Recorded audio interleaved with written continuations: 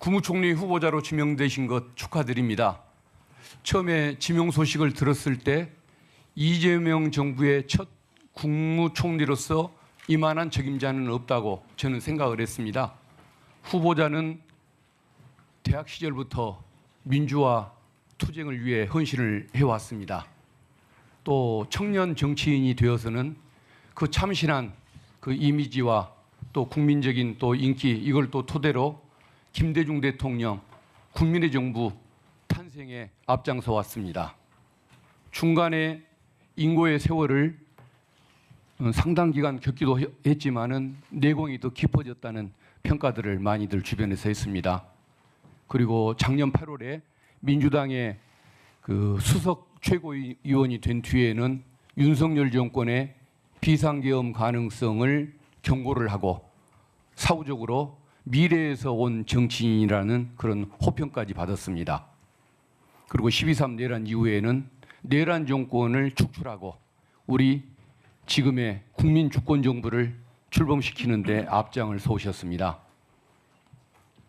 정치는 약자의 눈으로 미래를 보는 것, 이 유명한 문구가 저는 누가 했나 싶었는데 최근에 보니까 후보자께서 만든 말이라는 얘기를 들었습니다. 드디어 제가 출처를 알았는데 어쨌든 그러한 시각으로 서민들, 사회적 약자를 위한 정책 발굴에도 앞장서 오신 것 감사하게 생각하고 경의를 표합니다. 오늘 이 청문회를 통해서 국무총리 적임자로서 요건을 잘 갖추셨고 그리고 민생 그 산적한 민생 현안을 처리하는데 하루빨리 앞장설 수 있는 그런 자리가 되기를 희망을 하면서 질문을 드리겠습니다. 저는 처음에 오늘 그 정책 질의 이게 정말 중요하다고 봤습니다. 지금 대한민국에 쌓여 있는 민주주의 회복 또 민생 회복의 이런 과제들을 생각하면 어떤 정책 질의 중심으로 나가는 것이 맞다고 생각을 했는데 좀 전에 자료 요구 과정, 의사 진행 발언 과정에서도 봤듯이 후보자의 그 도덕성, 인격을 흠집내기 위해서 여러 가지 문제를 제기하고 있고 특히 공식적인 그 수입보다 어떤 지출이 더 많았다라는 이유로 매덕이 차이가 난다는 이유로 이거 가지고 계속 그 의문을 제기하시는 시각이 있기 때문에 원만한 청문회의 그 진행을 위해서 먼저 이 부분에 대한 그 설명의 기회를 한번 듣고 진행했으면 좋겠다는 생각이 드는데 한번 설명을 해 주시겠습니까? 네. 예. 우선 큰 틀에서 국무총리로서 사명감을 갖고 잘 해라 하는 말씀에 대해서는 깊이 사명감을 갖고 유념해서 최선을 다하도록 하겠습니다. 큰 틀에서의 수입, 공식적 수입이라고 하면은 세비 수입이 되겠죠.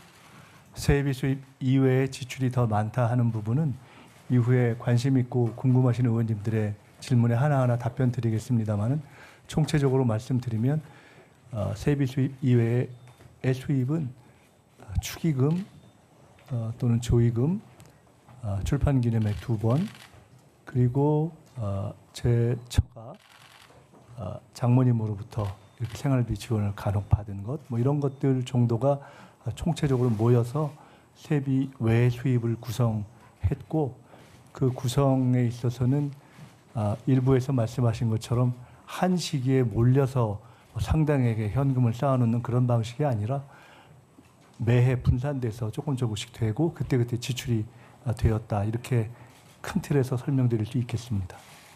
예, 알겠습니다.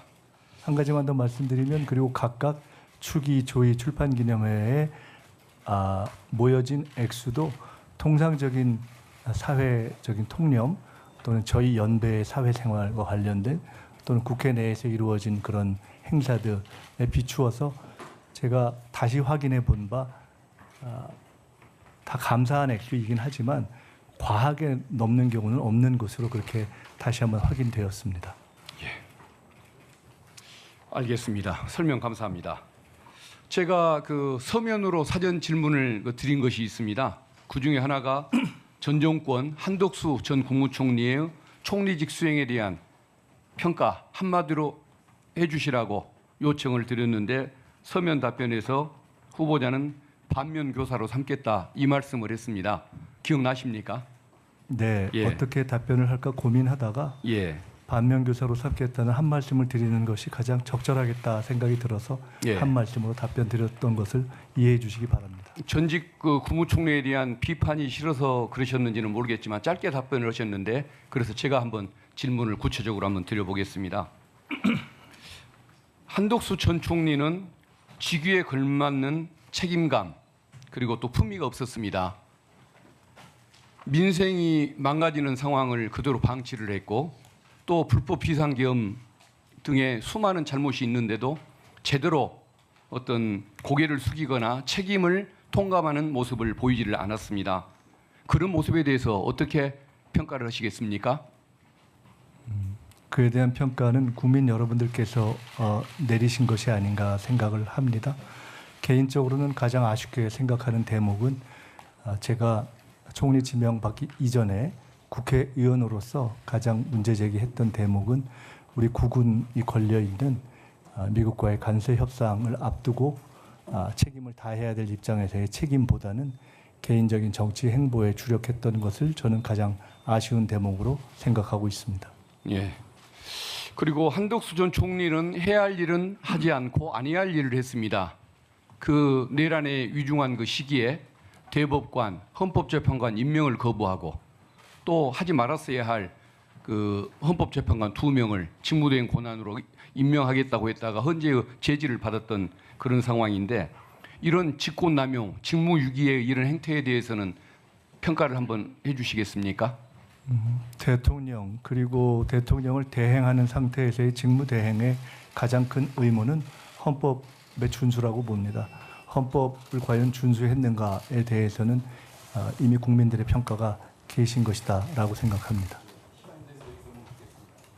네, 박근택 의원님 수고하셨습니다. 다음은 존경하는 곽규택 의원님 질의해 주시기 바랍니다. 예, 총리 후보자님, 우선 국무총리 지명되신 것에 축하드립니다. 예. 저는 다른 의문 사항은 추후에 또 여쭤보기로 하고 기본적으로 국무총리에 임하시는 자세에 대해서 한번 좀 여쭤보겠습니다. 흔히 말해서 국무총리를 1인 지하 만인 지상 이런 표현을 쓰지 않습니까? 저는 이런 표현은 조금 권위주의적인 냄새도 나고 옛날의 진부한 표현이라는 생각이 좀 들긴 하지만 그래도 책임감이라는 면에서 위로는 대통령을 보좌하고 또 밑으로는 행정의 모든 부와 또 국민께 책임을 지는 자리다 하는 면에서 이해한다면 1인 지하 만인 지상이라는 말도 맞는 말이 아닌가 생각을 하는데 총리님도 그런 책임감을 느끼고 계십니까? 책임감을 느끼지만은 1인 지하 만인 지상이라는 표현은 존경하는 곽 의원님이 느끼시는 대로 시대에도 좀 맞지 않는다는 생각이 들고요. 우리 헌법과 법률에 의거해서 아마 국가 의전 순위를 대통령의 다음을 국회의장 또는 대법원장을 두고 주무총리를 둔 이유도 헌법이 규정하고 있는 삼권분립의 정신을 존중하는 것이라고 보기 때문에 그런 우리 민주주의 국가의 원리에 보아도 1인 지하 만인 지상으로 보는 것은 적절치 않다 이렇게 생각합니다. 알겠습니다. 그 총리 후보자께서 예전에 서울시장 출마하신 적도 있고요. 또 부산시장 출마하신 적도 있어요. 내년 지금 6월달 1년 뒤가 정확하게 또 지방선거지 않습니까? 지금 국무총리로 지명되신 다음에 여러 번마다 틀릴 수 있을 것 같아요. 나는 정말 국무총리라는 그 직을 무겁게 생각하고 공직자로서의 마지막 소임이라고 생각하고 모든 것을 다 쏟아붓겠다 하는 분도 계실 수 있을 것 같고요.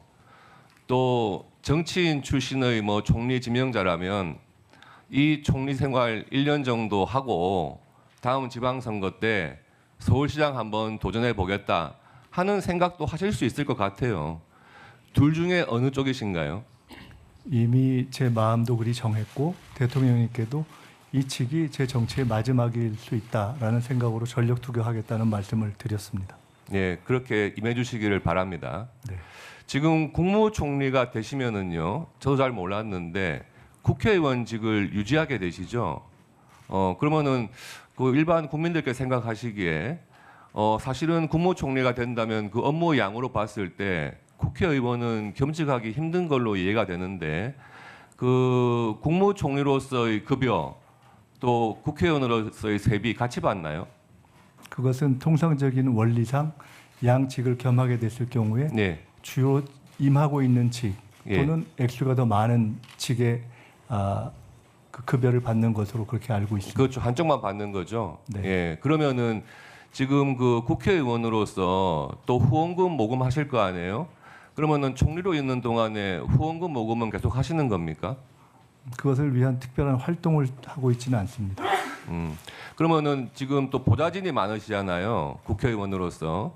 사실 국무총리가 되면 국회의원직을 겸하게는 돼 있지만 국회의원으로서의 활동은 거의 어렵다고 보여지는데 보좌진은 계속 유지하시는 건가요? 그 주신 질문이 국회의원직을 겸하는 것이 타당한지 또는 그와 관련된 보좌진의 유지 등등과 관련한 판단을 여쭤보시는 것이라면 그런 문제에 대해서 혹시 헌법과 법률 또 그에 의거한 국회의 다른 판단이 있다면 그것을 충분히 저는 당연히 따르는 것이 옳다고 보고 오늘 현재까지는 대한민국 국회가 만들어지고 국무총리 제도가 만들어진 이후 현재까지 겸직 제도가 진행되어 있는 상황이기 때문에 저로서는 그 틀을 준수하면서 최대한 절제할 것을 절제하면서 하겠다 이렇게 말씀 올리겠습니다. 예, 총리 후보자님께 여쭤보겠는데 그 전에 국무총리로서 국회의원직을 겸했던 분이 뭐 이완구 국무총리 계시고 정세균 국무총리 계시고 그랬어요. 근데 계속해서 국회의원직을 겸했단 말이에요. 지금 그 총리 후보자께서 그렇게 총리직에 대한 어떤 무거운 책임감 이런 걸 느끼신다면 헌정사상 처음으로 국회의원직은 사임하시고 국무총리직에 전념하겠다 이런 한번 결심 같은 거는 생각해 보신 적이 없습니까? 생각해 본 적 없습니다. 없어요. 예, 슬라이드 한번 좀 띄워봐 주시죠. 그래서 지금 총리 후보자로 지명되면 기본적으로 보는 것들이 있어요. 군 복무는 마쳤는지, 또 전과 관계는 어떤지, 그동안 또 정치인 출신이면 정치 이력은 어떤지, 또 불명확한 소득은 없었는지 이런 것들은 기본적으로 보는 거죠. 그런데 과거에 비해서 이 군 복무라든지 전과 관계라든지 이런 것들이 사실 굉장히 도덕 기준이 그냥 흐지부지 해버린 상태입니다. 지금 제가 숫자로 한번 봤어요. 이재명 대통령과 김민석 총리 후보자 두 분 다 군 복무한 적은 전혀 없어요. 그렇죠?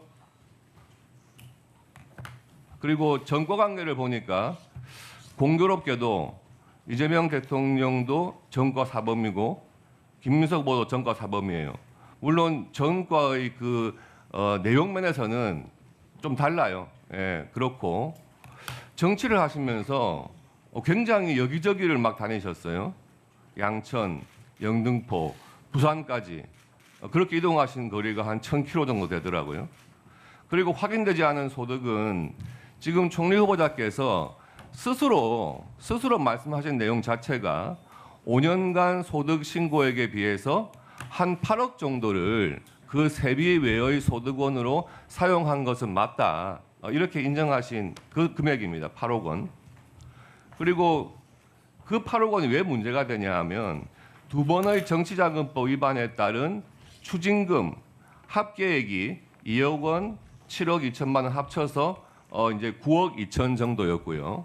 그리고 국민 여러분 잘 모르시겠지만 정치자금법을 위반해서 이 불법적인 정치자금을 받았다 하면은 그것도 소득으로 간주해가지고 거기에 증여세가 또 부과가 되죠. 증여세가 또 억대의 증여세가 이런 부분들에 대해서 지금 이런 숫자들이 나오는 것에 대해서 기본적인 입장을 말씀해 주시죠. 이게 지금 답변 드려도 될까요, 네, 위원장님? 답변하십시오. 네.